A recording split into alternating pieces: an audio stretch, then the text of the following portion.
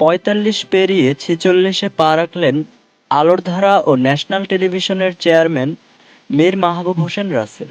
তার জন্মদিন উপলক্ষে সারাদিনব্যাপী নানা আয়োজনের মধ্যে দিনটিকে বিশেষভাবে স্মরণীয় করে রাখা হলো। দিনের বেলায় মীর মাহবুব হোসেন রাসেলকে তার জন্মদিনের শুভেচ্ছা জানান অনেকেই। এর মধ্যে তার বন্ধুমহলের পক্ষ থেকে কেক কেটে জন্মদিন পালন করা হয়।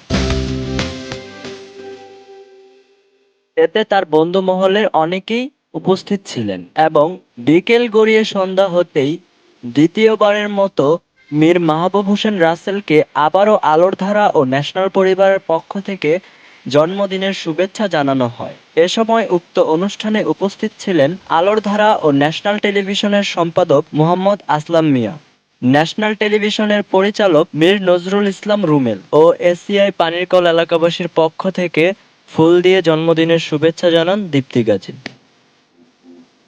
নিজের জন্মদিন প্রসঙ্গে মীর মাহবুব হোসেন রাসেল বলেন, জন্মদিনে শুধু সবার কাছে দোয়া চাই, যেন আল্লাহ আমাকে ও আমার পরিবারের সবাইকে সুস্থ রাখেন, ভালো রাখেন।